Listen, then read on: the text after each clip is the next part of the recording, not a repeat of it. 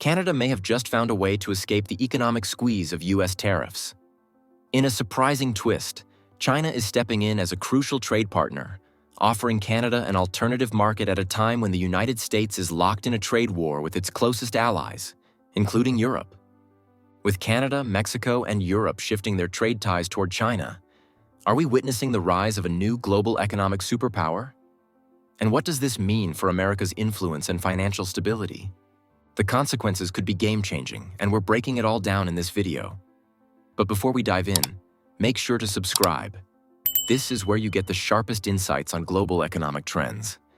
The Trump administration has imposed a 20% tariff on Chinese goods, escalating an already tense trade war. The goal is to pressure Beijing into economic concessions, but China retaliates swiftly, reducing U.S. imports across multiple industries and strengthening trade relations with alternative partners like Canada and the European Union. President Trump definitely did not see this coming. Instead of backing down, China is taking the lead in countering U.S. tariffs. For U.S. businesses, this marks a dramatic shift. American farmers, manufacturers, and energy suppliers are immediately affected as the Chinese market, a major source of demand, shrinks. Prices fall, uncertainty rises, and foreign competitors quickly fill the void left by the U.S. Washington's strategy appears to be backfiring. American businesses and China are tied together in ways most people don't realize. Companies rely on China not just for cheap manufacturing, but also for a massive market of consumers. If tariffs go up, things will get more expensive, jobs could be lost, and some businesses might struggle to survive. Think about the tech industry. Apple, Intel, and Qualcomm all depend on China for a big chunk of their revenue. Apple, for example, makes a lot of its iPhones in China and sells nearly 16% of its products there. Apple is losing this market already. Qualcomm, which makes the chips that power smartphones, gets nearly half its revenue from China. These companies aren't just manufacturing in China to save money, they're selling to a huge, growing market. Losing access to that would be a major hit. And it's not just tech. The auto industry is in deep, too. General Motors sells more cars in China than in the US, 3.8 million in a single year. Now the company is facing losses. Ford is in a similar position. If tariffs disrupt these businesses, it's not just about paying more for imports. It's about losing customers and sales. Even household brands like Nike and Starbucks have built their business models around the Chinese market. Nike made $7 billion in China in 1 year. That's not the kind of money a company can afford to walk away from.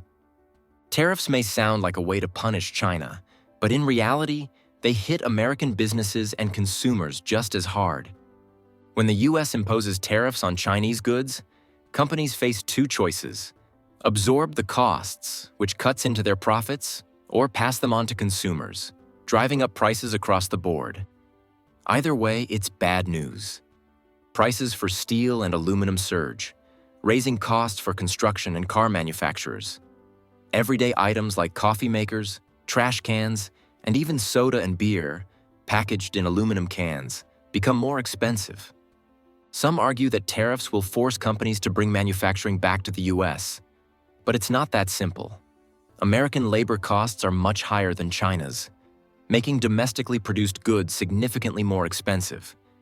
Even when some U.S. toy factories saw increased orders due to tariffs, the higher production costs were immediately passed down to consumers. Beyond cost, the U.S. lacks the infrastructure for large-scale manufacturing. Many industries moved overseas decades ago, and rebuilding supply chains would take years and massive investment. The clothing industry is a perfect example. Even with tariffs, it's still far cheaper to produce in China than to restart operations in the U.S. The aerospace sector faces a similar challenge, relying on specialized parts that mostly come from abroad. The reality is that businesses have spent years building supply chains and customer bases in China. Forcing them to relocate would be slow, costly, and in some cases, impossible. The result? Higher costs for companies, rising prices for consumers, and potential job losses if businesses can't keep up. If the goal is to strengthen American manufacturing, it will take smarter policies, not just tariffs that end up hurting the economy. Trump's aggressive tactic aims to force Beijing into making economic concessions. However, the immediate fallout suggests a more complicated scenario unfolding. China, not one to bow under pressure, has swiftly retaliated by slashing imports of U.S. products across various sectors.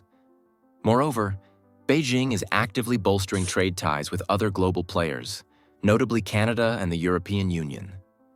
This strategic pivot is reshaping international trade alliances, leaving the U.S. in a dangerous position. The repercussions for American industries are both immediate and severe. Take, for instance, the agricultural sector. American farmers, who once relied heavily on the Chinese market, are now struggling with dropping demand. This sudden drop has led to a surplus of produce, driving prices down and squeezing profit margins. Similarly, U.S. manufacturers are feeling the pinch as China reduces its intake of American-made machinery and technology. Energy suppliers, too, are caught in the crossfire, with China cutting back on imports of U.S. oil and gas. This contraction in demand is causing a ripple effect, leading to increased uncertainty and volatility in these sectors. As the U.S. retreats from the Chinese market, other nations are quick to seize the opportunity. Foreign competitors are stepping in to fill the void, establishing stronger trade relationships with China. This shift not only undermines U.S. businesses, but also diminishes America's influence in global trade. The very strategy intended to assert dominance is, interestingly, paving the way for the U.S. to be sidelined in key international markets. The domestic landscape isn't faring much better. Retail giants like Walmart are caught in a bind, struggling to balance the increased costs of tariffs without alienating price-sensitive consumers. Reports indicate that Walmart has been pressuring Chinese suppliers to lower their prices to offset the tariffs. This tactic has not gone unnoticed, prompting Beijing to summon Walmart representatives for discussions, highlighting the mounting tensions between corporations and international governments. On the diplomatic front, China is wasting no time in capitalizing on the rift between the U.S. and its traditional allies.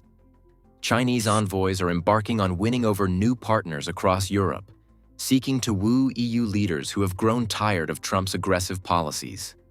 By positioning itself as a stable and cooperative partner, China aims to strengthen economic ties with Europe, potentially at the expense of U.S. interests. This is bad news for the U.S. and Trump. Their attempt to isolate China has backfired, instead strengthening Beijing's alliances. Warning signs are flashing across the U.S. economy. While inflation remains moderate for now, new tariffs could drive prices higher in the coming months. The Federal Reserve now faces a tough choice: contain inflation or prevent a slowdown triggered by escalating trade tensions. But perhaps the biggest story is how this trade war is drawing Canada and China together as they target new energy deals. The escalating trade war has sent shockwaves through the global energy sector, fundamentally altering alliances and trade routes.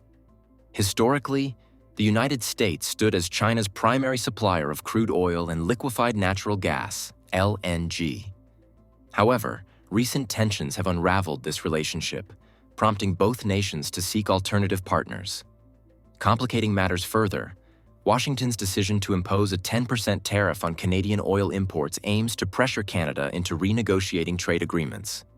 Yet, instead of capitulating, Canada has strategically pivoted towards China, reshaping the global energy landscape. Central to Canada's strategy is the expansion of the Trans Mountain Pipeline, a project that has significantly bolstered its oil export capacity. This expansion enables Canada to ship vast quantities of oil directly to Beijing, effectively bypassing traditional U.S. markets. The pipeline's increased capacity not only provides Canada with greater access to Asian markets, but also diminishes its reliance on U.S. refineries, marking a pivotal shift in North American energy dynamics. Simultaneously, China's growing LNG demand is steering it towards Canada's LNG project. This massive natural gas export terminal, located in Kitimat, British Columbia, is poised to commence operations in 2025. With an initial capacity of 14 million tons per annum, the project symbolizes a monumental step in Canada's emergence as a key LNG exporter. China's interest in securing LNG from Canada underscores its strategy to diversify energy sources and reduce dependence on U.S. supplies. Further solidifying this shift, Canadian energy companies are forging significant partnerships to cater to Asian markets.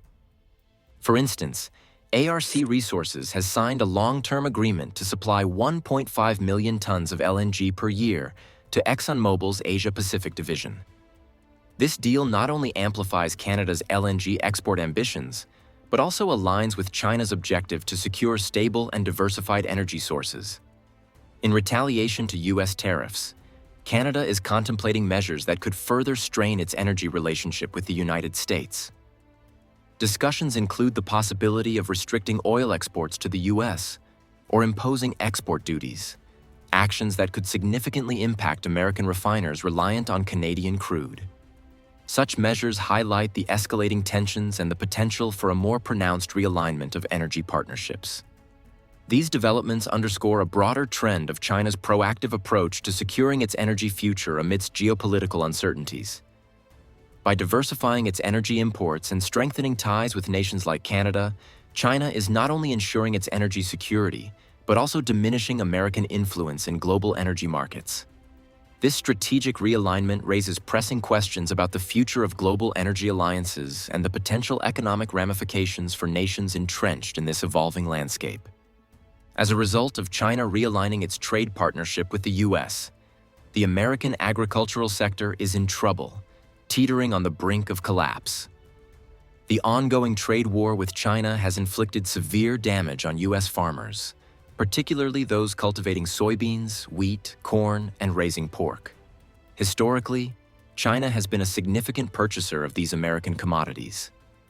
In 2016, the U.S. supplied 40% of China's soybean imports. However, by 2024, this figure had plummeted to a mere 18%, with Brazil and Argentina stepping in to provide a staggering 74% of China's soybean needs. This dramatic shift has left American farmers grappling with oversupply and plummeting prices. Many are now facing the harsh reality of bankruptcy. The ripple effects extend beyond the fields. Processing plants, transportation companies, and equipment manufacturers are also suffering significant losses. The situation is so dire that the U.S. Department of Agriculture has had to step in, distributing up to $12 billion in financial aid to affected agricultural producers. Soybean farmers, bearing the brunt of the impact, received $7.7 billion in payments from the USDA. But the woes don't end there. European pork exports to China have surged by 35%, further eroding the U.S.'s market share. The imposition of retaliatory tariffs by China, targeting nearly all U.S. agricultural exports, has made American goods less competitive on the global stage. This escalation has not only strained the agricultural sector, but has also raised concerns about broader economic repercussions. China has proactively diversified its supply chains, reducing its dependence on U.S. imports. By sourcing essential commodities and technologies from alternative partners, China has fortified its economic resilience against U.S. trade policies. This strategic pivot not only safeguards its industries but also enhances its negotiating leverage on the global stage. To stay competitive, Washington must rethink its trade strategy before it's too late. If the U.S. continues down this path, it risks being sidelined from key global supply chains, weakening its economic influence on the world stage. The stakes couldn't be higher. Without decisive action, America's dominance in global trade may become a thing of the past. This story is far from over, and we'll be tracking every development. Make sure to subscribe now so you don't miss the latest updates on this shifting economic power struggle.